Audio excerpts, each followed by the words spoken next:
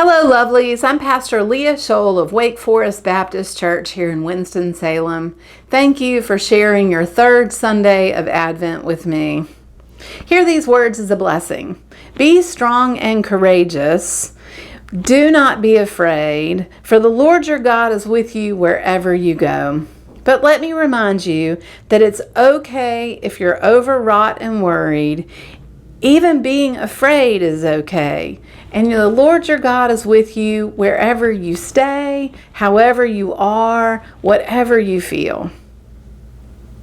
In the first few months of the pandemic, I read a book called Disaster Spiritual Care by Reverend Willard Ashley Sr. and Rabbi Stephen Roberts. The key assumption of the book is that people are resilient, meaning that while they have a large range of reactions to a disaster, they also have the spiritual and emotional resources to find a new place of balance without needing professional help. Did you hear that? You are resilient. And of course you are.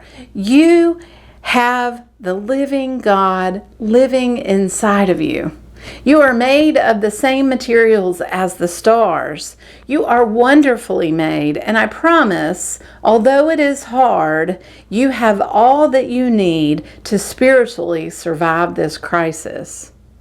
This pandemic has laid bare so many of the injustices in our systems, so many of the frailties of our communities, and in our care of one another. One of the most obvious lessons from the pandemic is that we need each other. Isolation and loneliness are the worst, though, aren't they? We are meant to be together. Since this pandemic, we can see more clearly how our actions impact our neighbors. If I hoard the toilet paper, you won't have enough. If I come to work sick, you are likely to get sick too. Our actions can also have a positive impact, though.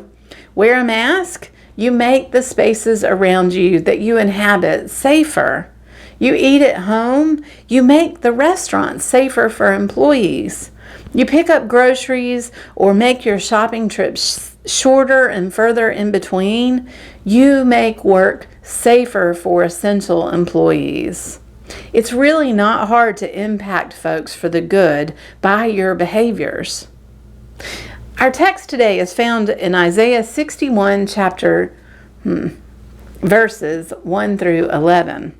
But they will be familiar to you as the opening words of Jesus' ministry found in Luke chapter 4. Isaiah paints a picture of being a force for good in community. One problem with the text is that we read it as Jesus' work in the world. But what if it's the contribution we all should make?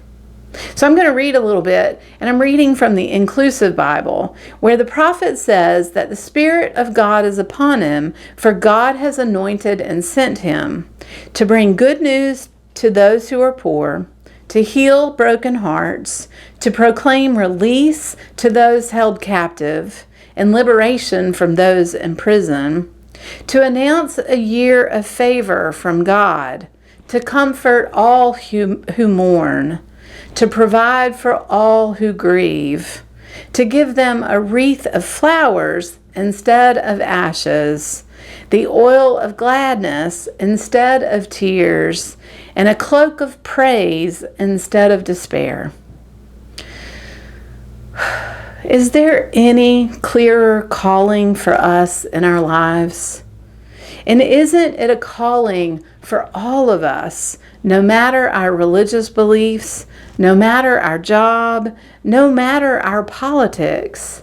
Isn't it our job as humans to care for one another because of that connectedness?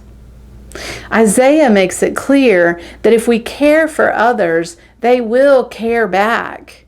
He says, strangers will tend your flocks, foreigners will till your fields and dress your vineyards, and you shall be called ministers of our God.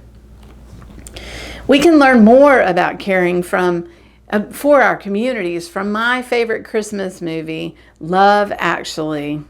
If you haven't seen it, it's a movie about community and, well, love, actually.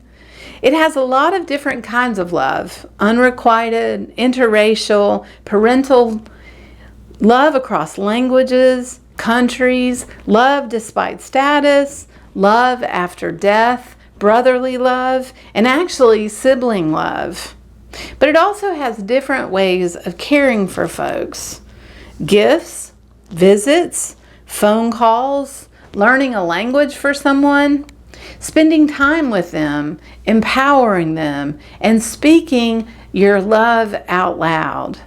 The truest words in the movie are found in the opening scene at Heathrow Airport with hundreds of people greeting their loved ones. It's actually Hugh Grant who says this. If you look for it, I've got a sneaky feeling you'll find that love actually is all around.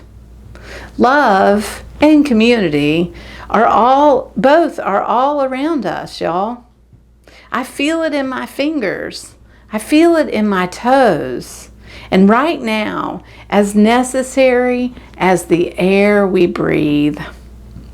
Please, take a few moments this week to share love, to build community. Maybe it can't be a hug, but it can be a call, a letter, a FaceTime, a gift left on a doorstep.